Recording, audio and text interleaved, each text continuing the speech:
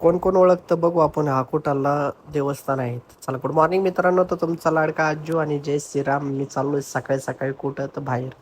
बाहेर कुठं तर ते पुण्याला बरं का. पुण्याला काय काहीतरी काम होतं एक मित्राचं, तर म्हणलं चला आपण जाऊ पुण्याला. पण काय गाडी घेतली, भाऊजीची गाडी होती आणि मित्र दुसरे होते. म्हणलं चला आता आपण, कारण की तुम्हाला वाटत असेल भाऊजी असेल, पण भाऊजी तर नव्हते.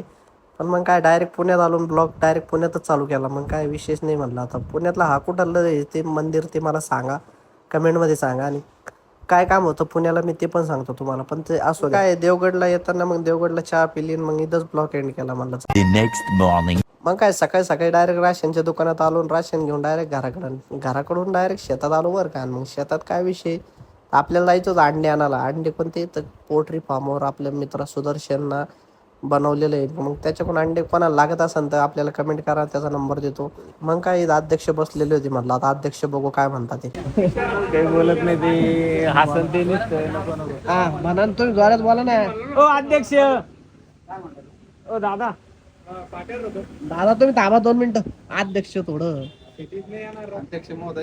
हा ओ अध्यक्ष, अध्यक्ष फोन चालू आहे ना हो. मुद्दाम बोलायला सध्या कानाला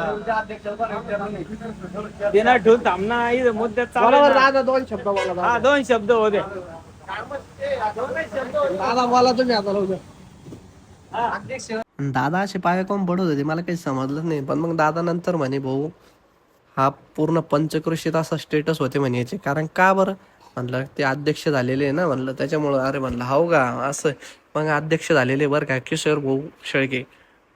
मग काय विषय नाही म्हणलं. आता अध्यक्ष म्हणल्यावर कसं आहे, दांड्याचा मोकार होणार आणि डीजे पण लावलेला आहे भाऊ ना. काही नाद म्हणजे नाद निरोळा, कोंबेबळचा गोळा खतरनाक आहे म्हणला. विषय नाही. आता आपण पण शुभेच्छा दिल्या किशोर भाऊला. म्हणलं चला किशोर भाऊ तुम्हाला पुढील वाटचालीस हार्दिक शुभेच्छा. आणि कारण की तुम्ही झाले म्हणलं अध्यक्ष, आता काही विषय नाही, चला मी पण निघतो म्हटलं.